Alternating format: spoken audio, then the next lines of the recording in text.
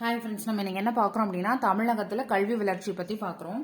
So தமிழகத்தில் கல்வி வளர்ச்சி எங்கேருந்து ஸ்டார்ட் ஆகுது அப்படின்னு பார்த்தோம்னா, ஃபர்ஸ்ட் பல்லவர்கள் எங்கே ஆட்சி புரிஞ்சாங்க அப்படின்னா காஞ்சிபுரத்தை தான் பல்லவர்கள் ஆட்சி புரிஞ்சாங்க.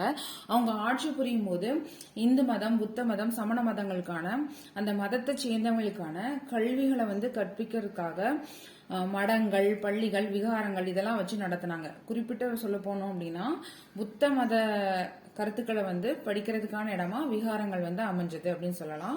காஞ்சிபுரத்துல முக்கியமா எந்த மொழி வளர்ச்சி அடைஞ்சிட்டு இருந்தது அப்படின்னா சமஸ்கிருதம். பல்லவர்கள் காலத்துல காஞ்சிபுரத்துல சமஸ்கிருத மொழி தான் அது வழியாதான் கல்விகளை கற்பிச்சுட்டு இருந்தாங்க.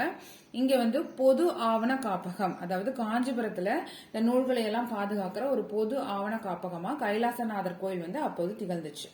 நரசிம்மவர்ம பல்லவர், இந்த நரசிம்மவர்ம பல்லவர் காலத்துலதான் யுவான்ஸ்வாங் காஞ்சிபுரத்துக்கு வராரு. எதுக்காக? கல்வி கத்துக்கிறதுக்காக. நரசிம்மவர்மர் காலத்துலதான் யுவான்ஸ்வாங் காஞ்சிபுரத்துக்கு வருகை தராரு. காஞ்சிபுரத்திலே பிறந்த தர்மபாலர், இவர் தான் நலந்தா பல்கலைக்கழகத்தோட வேந்தரா இருந்தவர்.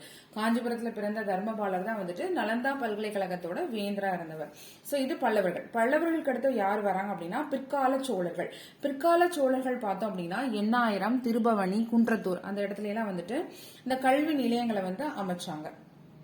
கல்வி நிலையங்களை பிற்கால சோழர்கள் அமைச்சாங்க. குன்றத்தூர்ல பார்த்தோம் அப்படின்னா சேக்கிலார் குன்றத்தூரை சேர்ந்த புலவர். அடுத்தது பாண்டியர்கள், பிற்கால சோழர்களுக்கு அடுத்து பாண்டியர்கள் இந்த கல்வி கற்பதற்கான இடத்தை எப்படி சொல்லி அழைச்சாங்க அப்படின்னா சாலைகள் அப்படின்னு அழைச்சாங்க.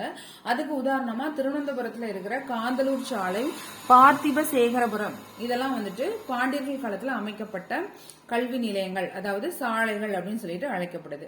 பாண்டியர்களுக்கு அடுத்து யார் வந்தாங்க அப்படின்னா மராத்தியர்கள்ல குறிப்பிட்டு சொல்ல போனோம் அப்படின்னா இரண்டாம் சரபோஜி 1824ஆம் ஆண்டு சரஸ்வதி மஹால் நூலகத்தை தஞ்சாவூர்ல அமைச்சாரு. மராத்தியர்கள்ல இரண்டாம் சரபோஜி 1824ஆம் ஆண்டு சரஸ்வதி மஹால் நூலகத்தை தஞ்சாவூர்ல அமைச்சாரு. தேங்க்யூ.